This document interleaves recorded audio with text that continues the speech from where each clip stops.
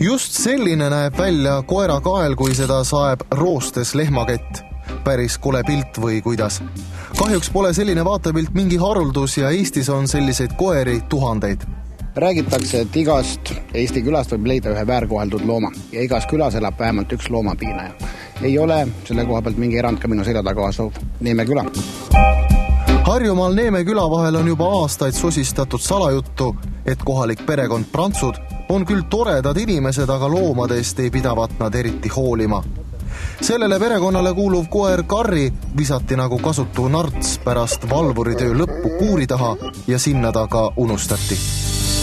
Ja siis koera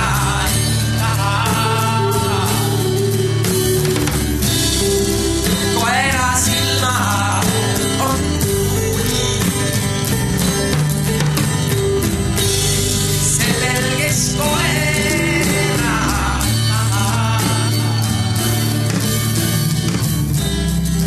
peavad olema suured. Kuna eestlasel pole kombeks oma nina teiste asjadesse toppida, siis ei võtnud naabrid ka midagi ette ja piirdusid ainult selja taga kirumisega.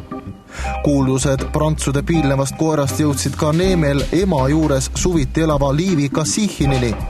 Naine oli neid külajutte ka varem kuulnud, aga pidas seda kadedate inimestel loraks. Edukal perekonnal, kes maal hästi hakkama saab, võib ju ikka kadestajaid olla.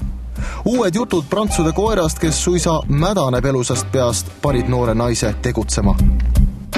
Prantsude kuurile lähenedes lõi talle juba kaugelt vastu vänge mädahais. Süda aimas halba.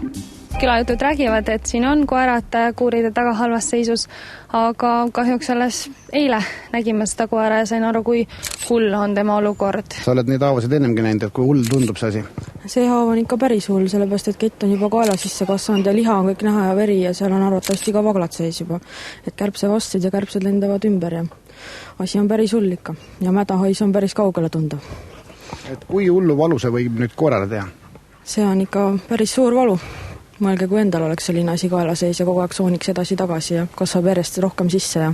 Kadri ja Koit on tema peremehed, Kadri ja Koit Prants ja Neeme küla nii-öelda avaliku elu tegelased, et siin Neeme külas väga tunnustatud korralikud inimesed, võiks öelda, et pealtnäha on kõik tipp-topp, et ei saaks öelda, et majanduslikult väga halvas olukorras, et ka Neeme külas on korter neil, mitte autot on neil, on Rammusaarel, mis siin lähedal on maatükk, et väga korralikult, väga toredad inimesed pealt näha, aga nagu näed, selgub, et ei hoolitse oma looma eest.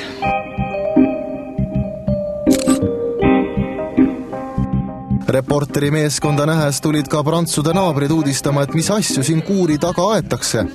Mõned neist olid ka julgemad ja avaldasid kaamera ees oma arvamust. Ta on tõesti piinarikast elu elanud küll siin. Aga miks see Koit siis nagu niimoodi selle koeraga käib? Seal ei ole ka midagi valvata ja see on täielik loomapiina. Seal ei ole midagi valvata, aga ma ei tea, miks jaoks ta teda üldse hoiab. Koit on mingi joodik või sadist? Ei ole, ei. Täiesti normaalne järjel inimene. Normaalne inimene. Aga oli kuulda, et nad tahavad oma koerast üldse lahti saada? Kuulda oli et tahavad lahti saada, aga jahimehed on praegu suhkrud, nad ei julge lasta või tohi lasta või mina ka ei tea. Oleks muidugi tegelikult oleks nüüd magama panna ju. See on puhas looma piinamine ju? No tegelikult muidugi. Tundub uskumatu, aga Kadri ja Koit Prantsust sellist julmust küll ei usuks. Tegu on ju igati tublide ja heal järjel olevate inimestega. Pereema Kadri töötas pikka aega Neeme lasteaias kokana ja olevat kuulunud isegi lastekaitseseltsi. Ta kirjutab artikleid ja arvamuslugusid ajalehte Oma Poolsaar ning on välja teeninud kohaliku arvamusliidri tiitli. Sama kehtib ka pereisa Koidu kohta. Mees on Neeme merekultuuri seltsi liige ja tubli kalur. Lisaks veel hea isa oma 4 lapsele. Aga jah, välimus on petlik ning ega inimhinge sügavustes valitsevat hoolimatust pole lihtne märgata. Mida aga Kadri Prantsul ise selle loo kohta öelda on? Asi on selles, et kui ma avastasin, et see kael on tal selline, siis ma üritasin ravima seda hakata, ma üritasin teda kuuris hoida, aga sellest ei tulnud nagu midagi välja, sest ta ei ole niimoodi õppinud kuuris olema ja ta kaevas ennast sealt välja ja keeras kuurisegi.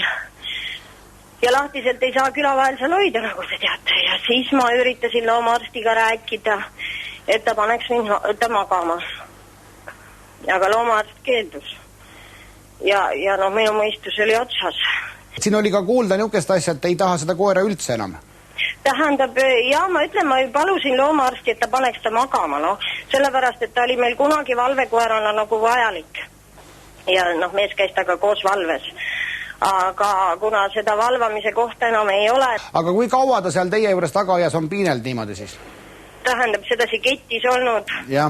Ma ei tea, 3-4 aastat vist ei ole seda valvuri töökohta enam olnud. Aga siis iseenesest ei ole ju ka nagu probleemi, kui loomakaitse selts selle looma teilt ära võtab. Saate vaevast lahti? Ei ole probleemi. Mul oleks hea meel, kui ta saaks. Ma ise mõtlesin ka, et ideaalne oleks, ta on siuke suur, sõbralik koer, aga samas suur on ju, et ideaalne oleks, kui oleks üksik vana proua kuskil metsas, kes tahaks omale julgustust.